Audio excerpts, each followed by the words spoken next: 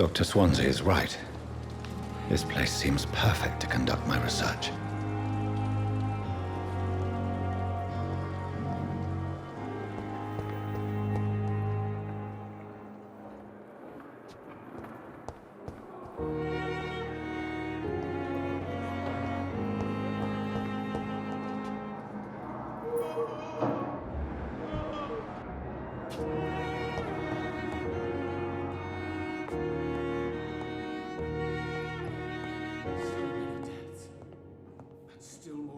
What can I do for you, Doctor?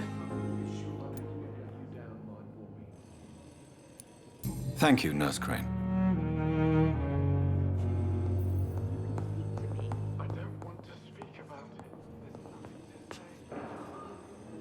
Good evening, sir. I'm Dr. Reed. May I help you? I don't know if a third opinion is needed. Your colleagues are already arguing about my condition. I see. Would you mind telling me more about your situation? I'm Harvey Fiddick. All I want is to get me bloody arm fixed properly. Is there anything else that's bothering you? Can I help in any way? I'm all right. Considering the state of this place, I should consider myself lucky, I guess. Tell me about yourself, Mr. Fiddick. I'm just a regular guy waiting to get his arm fixed, so I can return to work and to my family. I was more curious about what you were doing before being hospitalized. I'm a carpenter, and a good one too. But that means I need both arms to feed my family, Dr. Reed. Are you satisfied with your treatment here? Well, it's clear that I've chosen a bad time to be injured. Forgive my bluntness, but you seem overwhelmed by cases of the flu. I won't lie to you about it. I'm afraid we are. Are you sure you don't want to operate yourself, Dr. Reed? I have the feeling you're very capable. And your colleagues seem to think so too. In other circumstances, you would be right. But for now, I don't think I can take on the responsibility. My apologies. Tell me about the doctors who are arguing about your case. Strickland and Aykroyd. They both want the best for me, but there's a lot of pride there. Doctors are no different from carpenters, it seems. What do you mean? I often had professional arguments with rivals on a building site. Difference is I disagreed about wooden nails, not flesh and bones.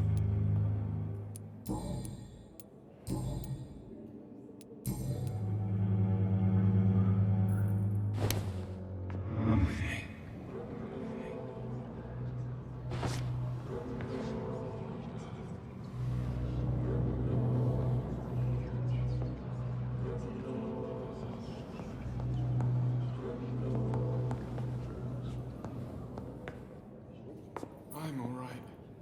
Don't waste your time with me. You always knew the words to calm the children, Ellen. As for me, what a blundering idiot.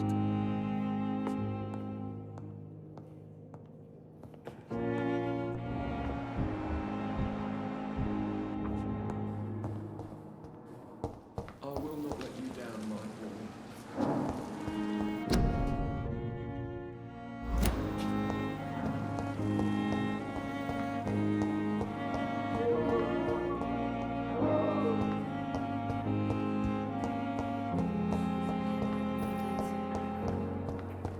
Disgust on every street corner. Daily routine.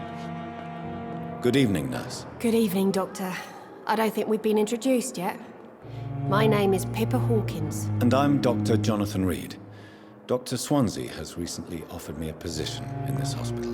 Well, it's a euphemism that your help will be appreciated, Doctor.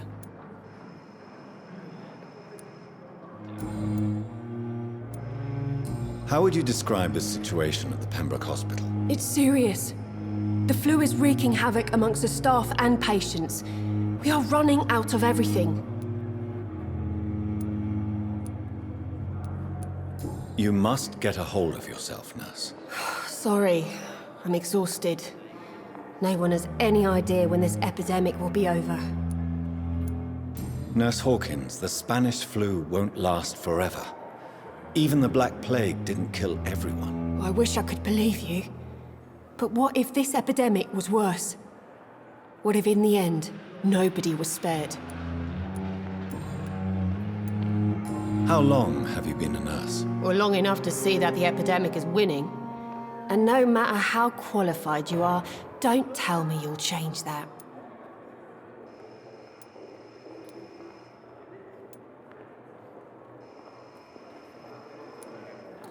You'd be surprised what dedication can achieve, Nurse Hawkins. In medicine, sometimes we're just a test result away from a miracle. Sorry, Doctor. I don't want to sound bitter, but I'm just too tired to give a pep talk like Nurse Brannigan.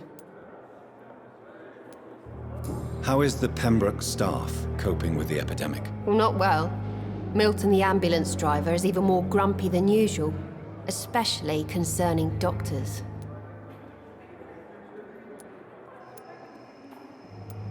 Why is Milton grumpy on a daily basis? Is it just an act? Milton's not the kind of man who's bothered about a bad reputation, whether he deserved it or not. Why does Milton dislike doctors? I don't know. Just ask him. But be warned, Milton is not the chatty type. Pepper, I know you're very close to Milton Hooks. Yes, Milton Hooks is my man. If you want to report me for that, just feel free, Doctor. I have no intention of reporting you, Nurse Hawkins. But are you aware of the risks? The rules say I won't be allowed to work as a nurse anymore. But here at the Pembroke, we break rules all the time. Is he worth the risk? Hey, I'm no perfect woman, and Milton is not the finest bloke. But we do our best to get by. That's all any of us can hope for nowadays.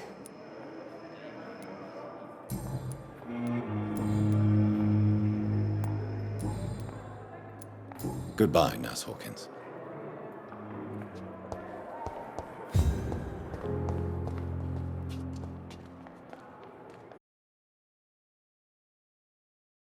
Good evening, sir. Can I help you? Unless you're here to fix my face. No. I don't think you can help me. I'm Dr. Reed. I've recently taken the position of head surgeon here. War injuries, am I right? You guessed right, Doctor. German shell took my pretty little mug right off. But they still call me Thomas Elwood.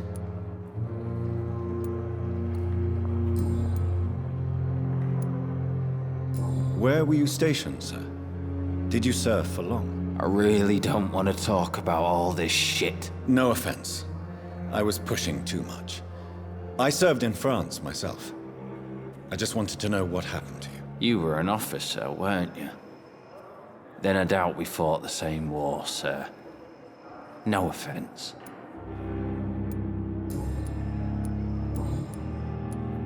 How is your stay with us, Mr. Elwood? Oh, it's bliss. I just escaped death in the trenches to be surrounded again by the moans of the dying. Can I ask you precisely why you're a patient here? It's the pain, sir. The drugs don't work. It just hurts under the scars, if you get my drift.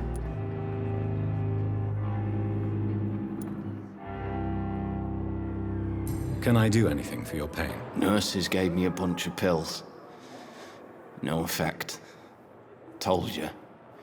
It's like the flames are under my skin, burning away. Who is treating you? Is someone in particular looking after your case? Nobody since the old and tired doctor spoke to me. Started to think I was forgotten about. Wouldn't blame you. You don't seem worried by that. My face hurts so much more when I smile or cry. I've learned it's easier not to speak. But be assured I'm smiling inside. Soldier, do you need assistance? I'm fine. Just do something for this pain, will you? That's all I'm asking. Goodbye for now, Mr. Elwood. Damn. The pain. It's here again. Good evening, Nurse Hawkins. Good evening, Dr. Reed. Do you need medical help yourself, nurse? I'm fine, really. I just need to sleep. Goodbye, Nurse Hawkins.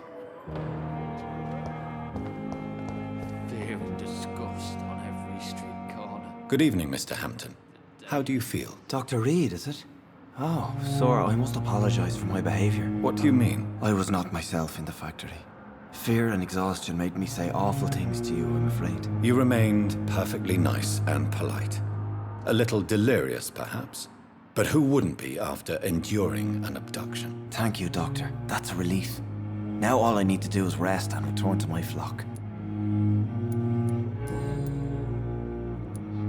What do you do for a living, Mr. Hampton? I can't help but notice the cross around your neck. I manage a night asylum for the poor and homeless of the docks, and I try to guide the lost and hesitant on the right path to our Lord.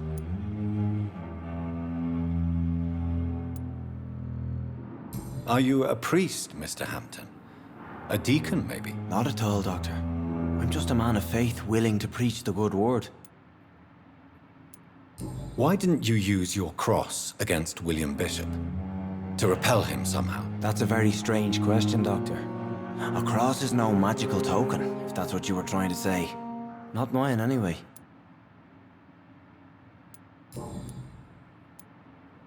How do you feel, Mr. Hampton? Medically speaking, I mean. I feel exhausted. Beyond exhaustion, actually.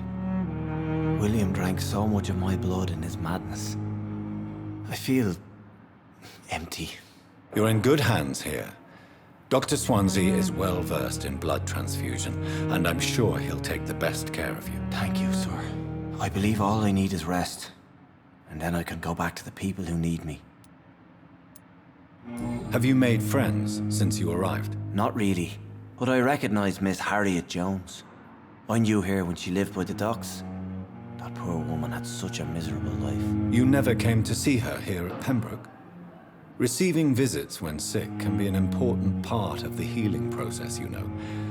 We're not just bodies. You're preaching to the converted now, Doctor. To be truly honest, I thought she was dead. She left the docks many months ago.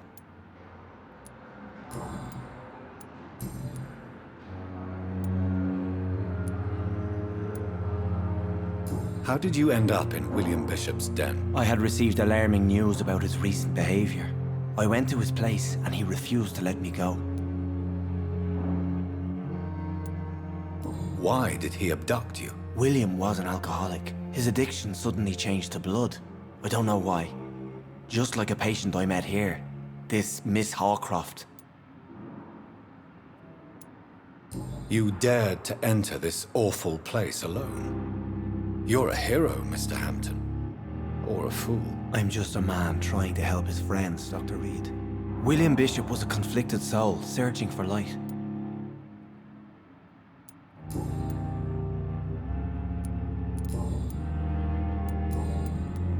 Do you know Tom Watts, the bartender from the Turtle? I met him before I found you in the canning factory. Tom? Yes, of course. Always the helping hand, good old Tom. Without men like him, corruption and despair would have wiped out the East End long ago. People are still in despair. How could it be otherwise? The authorities have left us all to rot in this contagious nightmare. No drugs, no advice, nothing. It's a damn shame. Who should I avoid in this part of town, then? Any particularly evil figures? Not really. Most men and women are just doing their best. And it's not my habit to speak ill of people I know, Doctor. What is the general situation in the East End docks? The situation has always been tough, with a lot of tensions between the gangs and the dockers' trade union. The wet boot boys are very nervous since they lost their leader. Who leads the gang now? Since Clay Cox went missing, it's his wife Edwina who runs the show, with the assistance of her minion, Booth Digby. Has the gang been threatening you? Ah, no. I've had this nickname for so long, you know, the sad saint of the East End. No one dares to bug a saint, not even criminals.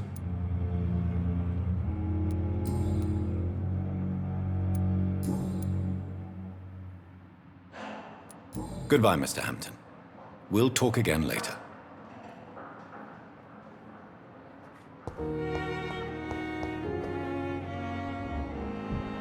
Giant morgue disguised as a hospital. That Good evening, miss. I'm Dr. Reed, the new surgeon at the Pembroke Hospital. And who are you? Your name has no meaning to me, mortal. You're nothing but dust blown by the winds of eternity. I beg your pardon? What are you begging for, mortal? My clemency? Well, tonight maybe I'm inclined to mercy. You'll never forget the night you met Thelma Howcroft. You keep calling me mortal. Why is that? And if I'm mortal, what are you? Well, Dr. Reed, if you must know, I'm a vampire. Do you require my services, Miss Howcroft? I have no need for your medicine, Dr. Reed. Blood is the only drug I need. And why do you believe you're a vampire? I don't need to believe anything. It is what I am. It is what I feel within this hollow shell of flesh. Please, describe to me how you feel. What is it like to be a vampire? I can hear my body crumble from the inside as my flesh cracks and fades. I sense the last pulse of postulant blood within my drying veins. I need new blood. I see. Have you ever heard of Cotard syndrome, Miss Howcroft? Never. It's a mental illness discovered by a French neurologist named Jules Cotard. The affected patients are delusional. They believe that they are putrefying, that they are dead, a ghost or a ghoul, or in your case, a vampire. Delusional, you say? Oh, sad and petty mortal. You can't even begin to understand the concept of immortality. And you think it is I who am delusional. I'm assuming you must be a patient here. Am I right, Miss Howcroft? It's only a cover. To hide from my enemies. I can leave whenever I want. As a woman, a spirit, fog, or bat. Who are these enemies you mentioned? Can you describe them? I cannot say for sure. But I sense their eyes on me from nearby. I feel them watching me every time I visit the garden near the morgue. The staff here are not your enemy. They're here to help you, to care for you. I'm not speaking of the doctors in white. I'm speaking of the men and women who hunt me. For I am a vampire! I see. Don't worry. These people will not find you here. I'll personally make sure they leave you alone. Thank you, mortal. But do not interfere with them, for you are no match for those that hunt me.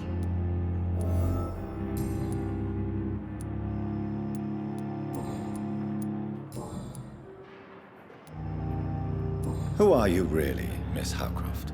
I mean, apart from being a vampire. Is that not enough for you, puny mortal? What do you require? Proof of my powers? I'm curious to know who you were before becoming a vampire. No, it was such a long time ago, I don't remember.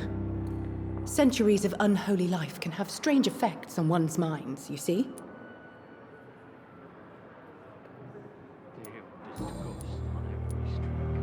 I'll leave you, Mistress of the Dark, to your nocturnal activities.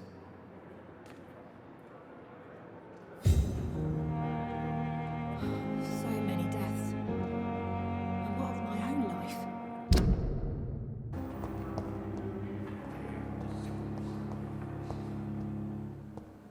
It's locked.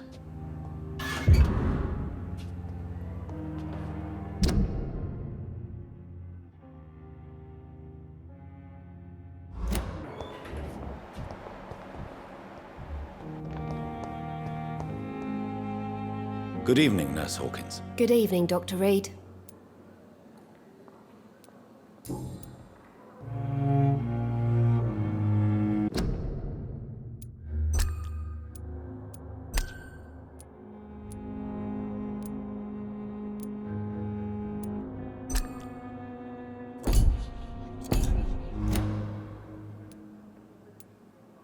Pepper, are you sure you want to leave this hospital? To become a nurse was a little girl's dream.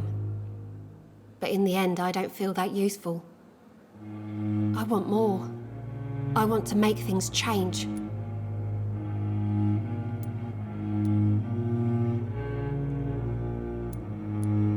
You should be proud of what you've achieved. This hospital represents hope for many people in need of help. Maybe you're right. But at the moment, I feel like we're just a cemetery waiting room.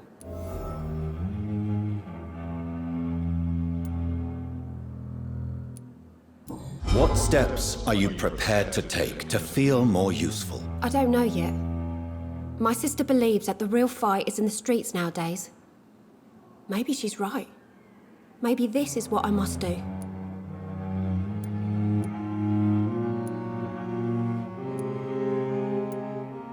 And what about Milton Hooks? Does he share your point of view? For Milton, any change means more comfort and more peace. I disagree. If you feel that saving lives is not useful enough, perhaps it means that you've lost faith. On the contrary, my faith has never been stronger. Maybe we are all just too proud to face up to the fact that science cannot compete with God.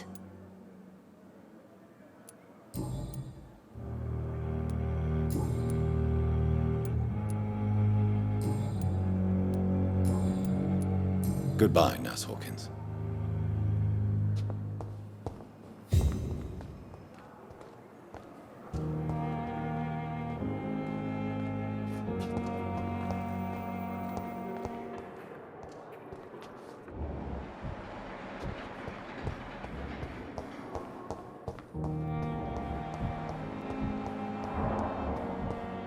Thelma Howcroft said she was being watched by vampire hunters. Where are they hiding? I should investigate.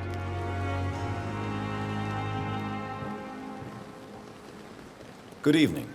I'm Dr. Reed. Always a pleasure to meet a colleague, sir. Especially when he was supposedly dead. A colleague? Are you a doctor too? Not anymore, sir. I used to be Dr. Rakesh Chadana. Now, I'm just Mr. Chadana, pawnbroker and humble guardian of this morgue. What do you mean? You used to be a doctor. Was your license revoked? No, sir. It is just that I like to be precise. I run a little pawn shop while taking care of the dead. But I used to be a real doctor.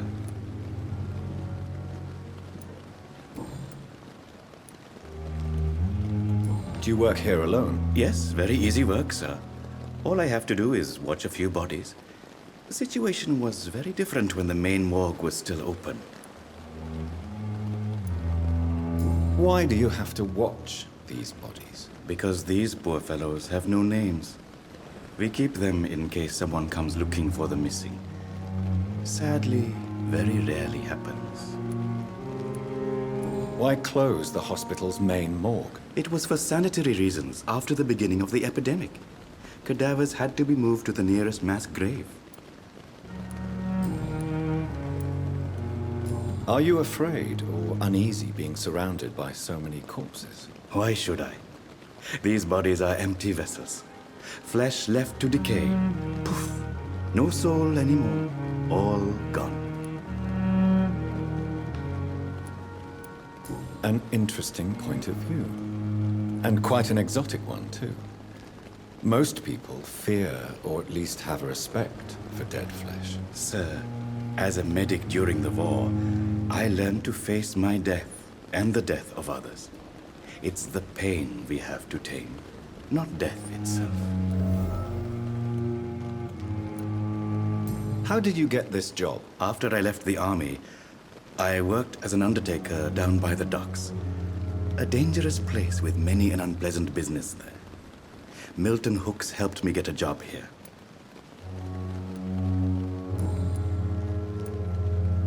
Have we met before? I don't think so, sir. Why? When we first talked, you said you were glad to meet me since I was reported dead. Funny story, sir. Your sister came here a few nights ago. You were missing, and she was looking for your body. She must be very relieved now. Do you need medical attention? I'm feeling all right, Doctor. But perhaps it is because I, too, am used to the smell of the dead.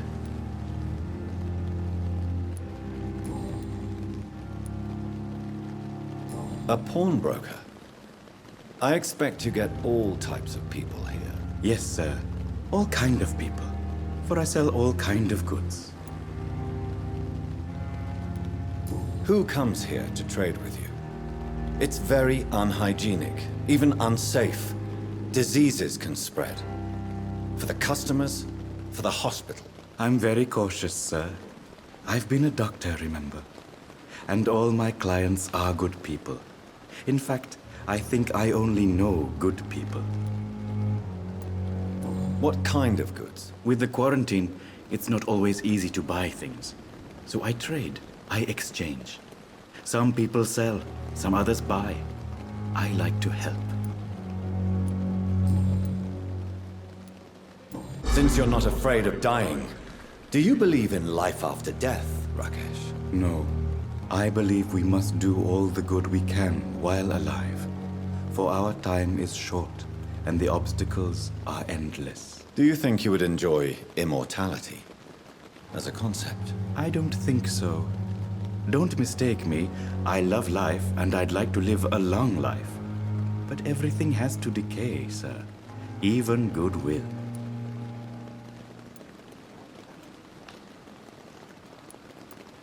Do you really believe goodwill cannot last? As I said, sir, everything decays.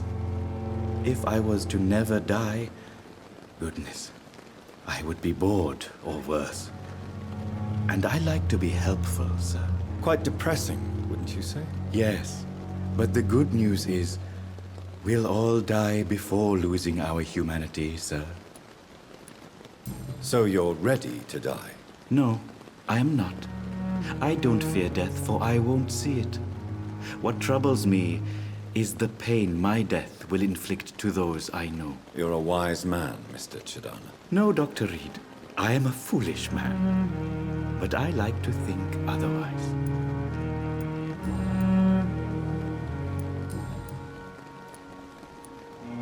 Please show me what you have to sell. Of course. It's just trinkets and curios, really. But I'm sure they can be useful.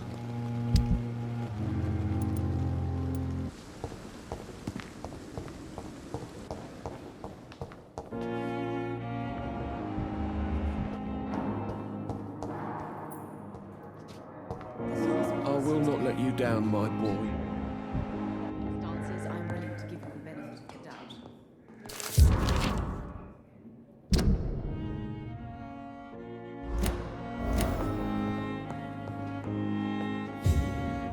Good evening, Mr. Fiddick. Good evening, Dr. Reed. Any news about my operation?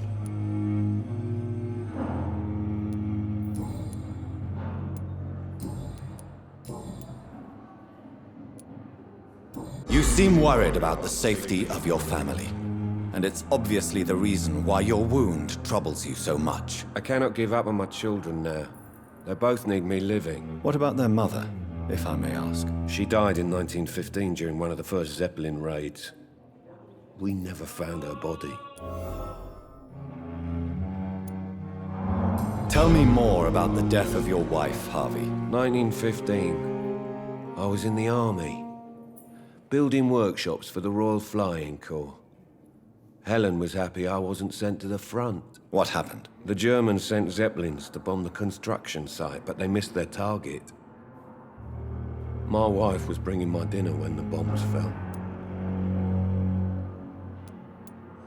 I'm sorry for your loss. So many died during the bombings. I served in France and witnessed the carnage there. I would like to say that she didn't suffer. Truth is, I have no idea. I just know that I'm all that me kids have. Poor little bleeders. How are your children after losing their mother? They were smaller then. The only good thing about this is my Helen didn't bring them with her that night.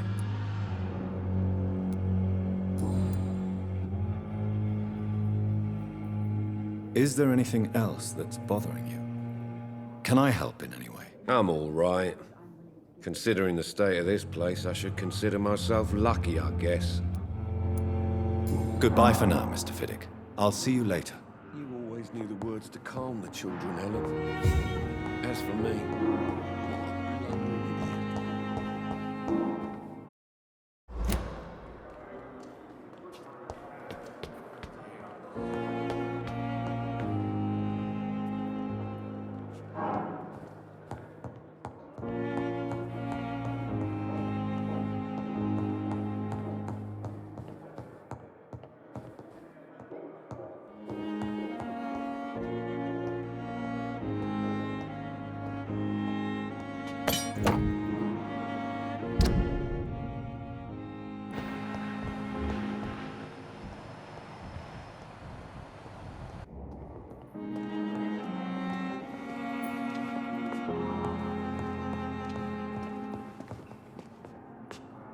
Good evening, Doctor.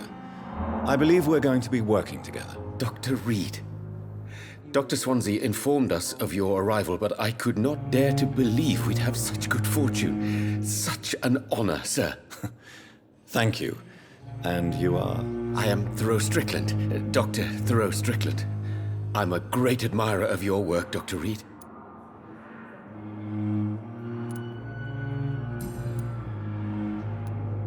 Please, could you tell me something about yourself? I'm a great admirer of your work concerning blood transfusion, Dr. Reed. I run my own experiments. I'm convinced it's the future. What made you choose to be a doctor? I'm not ashamed to admit you and your work have inspired me. I am honored to have the opportunity to work by your side. It's always a pleasure to share scientific and medical knowledge with someone eager to learn. I'll be glad to help you if I can. This epidemic may be the century's most terrible disaster, but I'm convinced that we, as doctors, are the only ones able to defeat it. I based my technique on my mentor's research. He helped me perfect my method. What is yours? I'd rather not talk about it. For now, it's just theories and first approach. My process is purely experimental and unsuccessful. As long as you're cautious and methodical, you may remain empty-handed, but you won't fail. You're not the first one to warn me, but I am convinced knowledge is the main weapon against the ravages of this epidemic.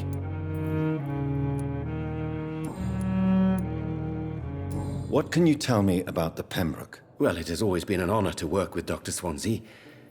But with your arrival, I can't think of a better opportunity to learn about blood transfusion. I will not let you down, my boy. You seem quite optimistic. It's a rare and precious attitude in these difficult times. I'm convinced that this epidemic is a test of endurance and dedication for us men of science. Questions remain about our capacity to resolve the situation. True. Last summer, during the first wave of the epidemic, I used to joke with Milton about the extra work. We're not smiling now. Do you need help with anything in particular? Well, yes, maybe. I'm waiting for a batch of products I ordered for my personal research, yet my supplier seems to have vanished. Do you want me to play the errand boy for you? Oh no, Dr. Reed. But if you went personally to his shop, what with your reputation and all, he wouldn't dare to refuse the products I need. I see. Well, give me the address, for I may pass by if I have time.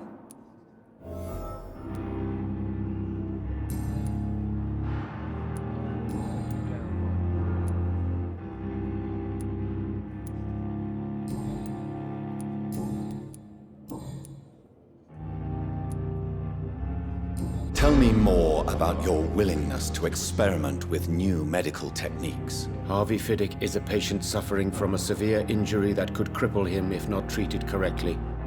I'm convinced your blood transfusion technique could help him. What is it you really want? To save him, or to prove your point? Fair question. I want nothing but to save my patient, Dr. Reed. Especially since I know Mr. Fiddick's story. Tell me Mr. Fiddick's story. Our first diagnosis was compromised because Mr. Fiddick lied to us about the real origin of his injury. He first claimed it was an accident. But why would he hide such crucial information from us? Because he is a proud father, ashamed of putting his children at risk because of his own negligence. This personal involvement could also appear to be a lack of impartiality. You must know that a good surgeon must remain neutral. I agree.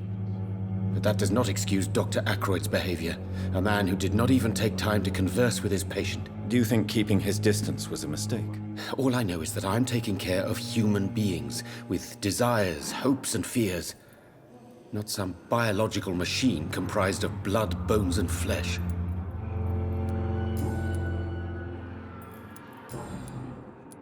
Goodbye, Dr. Strickland. You always knew the words to calm the children, Ellen. Good evening, Mr. Fiddick. Good evening, Dr. Reed. Any news about my operation?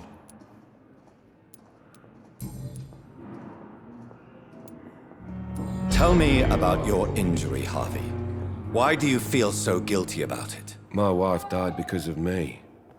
And now I may lose everything because I've been careless enough to hurt myself. What an arsehole. How could your job be responsible for your wife's death? I was working a double. She went out to bring me a hot meal and got caught in a German bomb raid. You can't hold yourself responsible for your injury, Mr. Fiddick, unless you tried to hurt yourself. Of course I didn't hurt myself. But I can't work until my arm is fixed. My children need to eat, Doctor.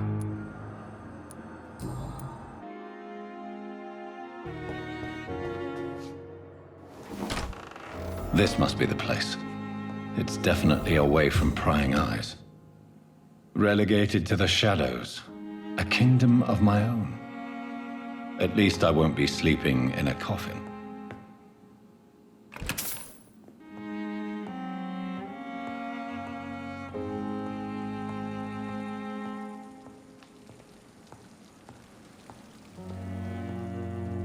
The flower's dying.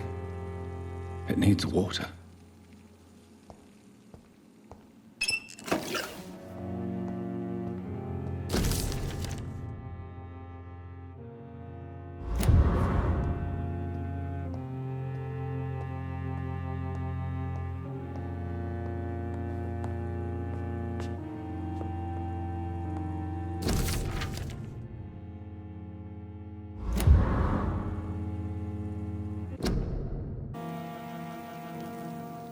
William Bishop's blood is much more unstable than human blood and shows extensive mutation. But this is not what happened to me. I must keep on searching. The sun is about to rise. I can feel it. I'll continue tomorrow night. I have so much time now.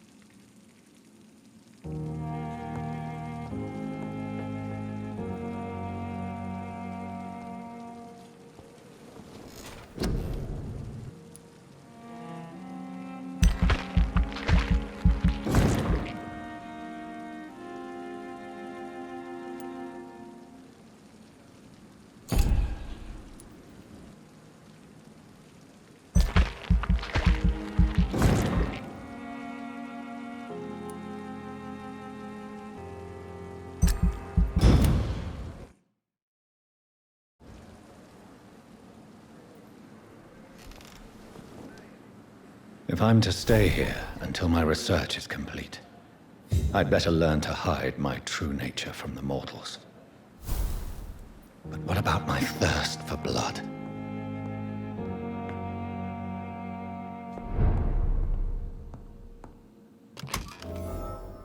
Come on, I don't have all night.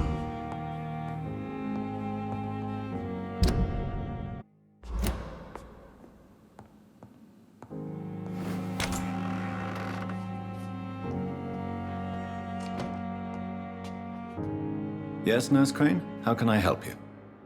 I'm so sorry. I know Dr. Swansea wanted you to rest, but we have somewhat of a crisis. A crisis, you say?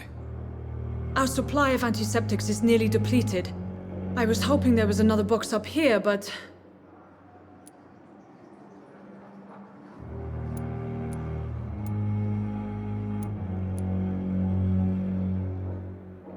What type of hospital are you running? No antiseptics? You have been away too long, Doctor. With the war and now this epidemic, supplies have been running scarce for months now. I may have a solution.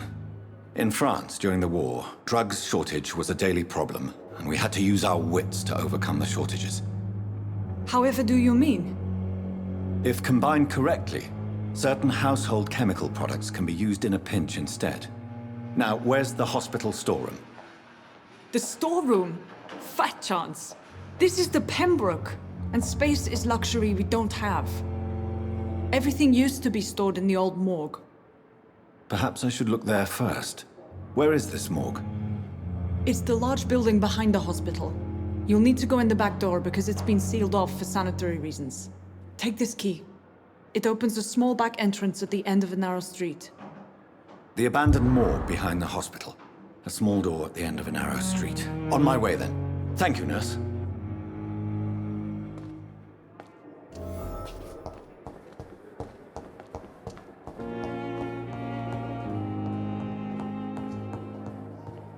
Please come back later.